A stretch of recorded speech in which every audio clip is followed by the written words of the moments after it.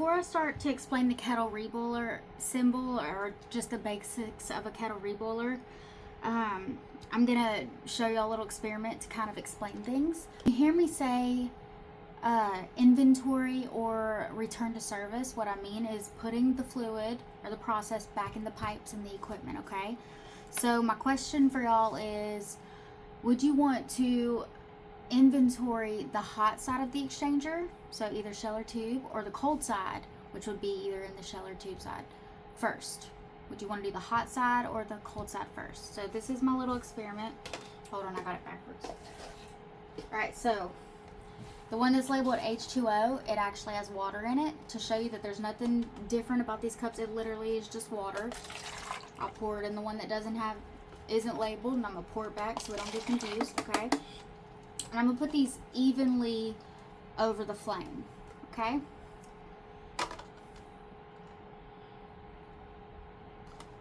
All right, it's gonna smell like melted plastic.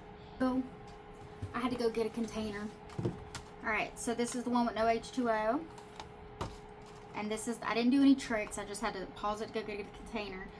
This is the one that had water in it. So you'll notice now,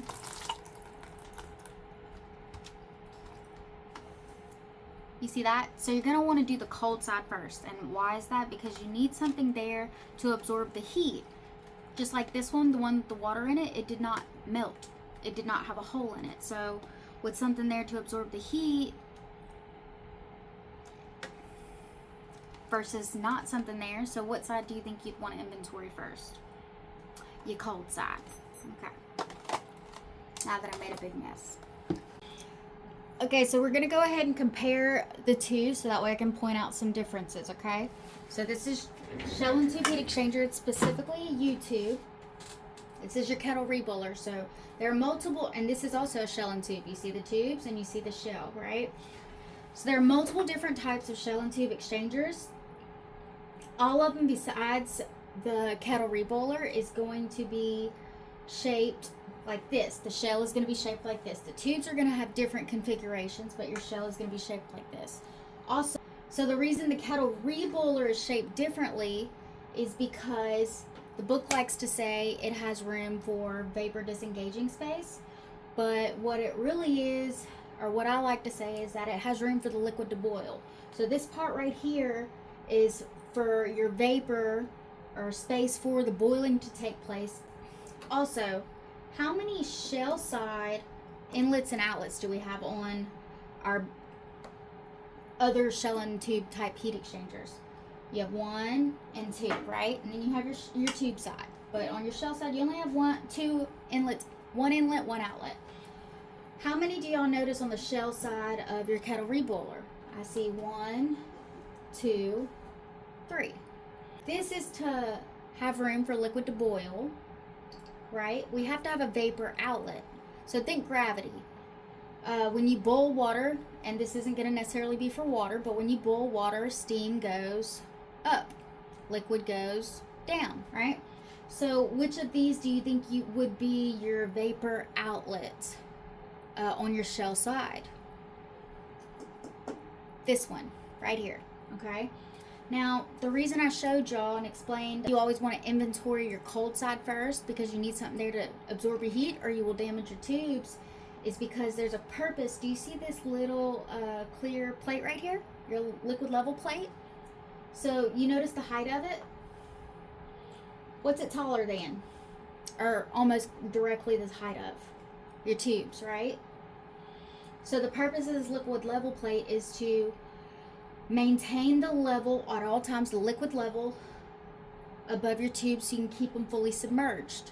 Because with a kettle reboiler, it is going to be providing heat to some kind of vessel for distillation or for an absorber, some kind of vessel. If there's a reboiler, or reboilers are usually associated with some type of vessel and it's providing heat to the bottom of the vessel or to the process that's in the bottom of the vessel, okay?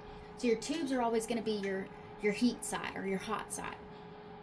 So purpose of this is to keep your tubes fully submerged so you always have something there to absorb your heat, to prevent damage to your tubes. Okay, so which side, based on that, you got to have an inlet, right?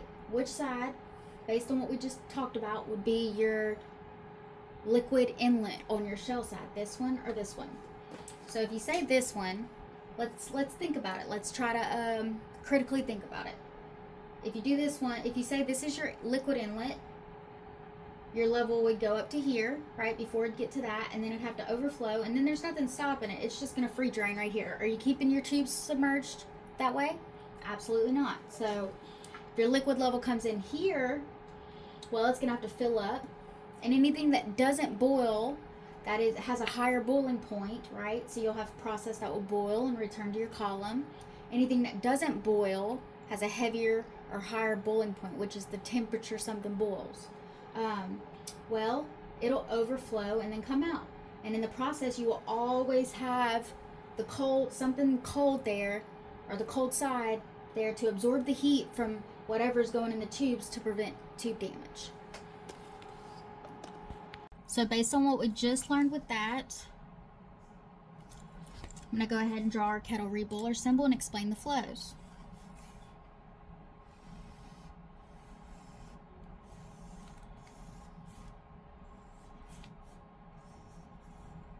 Look familiar so far? So this would be your tube inlet and outlet. I'm going to put abbreviations, and on the pop quizzes, the symbol pop quizzes, feel free to put abbreviations, okay? So that would be, but if you want to write it down and what it actually represents, that's fine too. I'm going to go ahead and verbally tell y'all. So this would be your tubes, and you do not have to write inlet and outlet. As long as you have your arrows showing that that's going in, that's going out, that's plenty adequate, okay? Now, we can't forget this little part. I have students that forget that part a lot. This is going to represent that level plate, that clear level plate, okay? So we already should know our vapor is going to come out the top, right? So I would put shell vapor. I'm just doing abbreviations, okay? So which one, remember the purpose of this, to keep our tubes fully submerged. Our tubes are actually going right here, right? Right? I'm going to go ahead and erase them because you don't have to draw that. That's not part of your symbol. Okay, so in order to keep our tubes fully submerged, our inlet has to be on this side of our level plate. So this would be our shell liquid. Okay, and we know it's the inlet because the arrow's going in.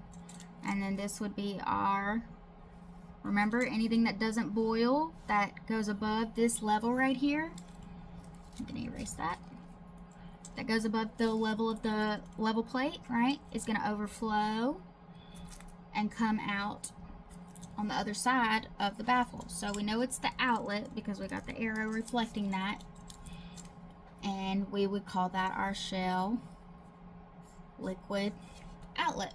But we don't have to write outlet because our arrows are reflecting it.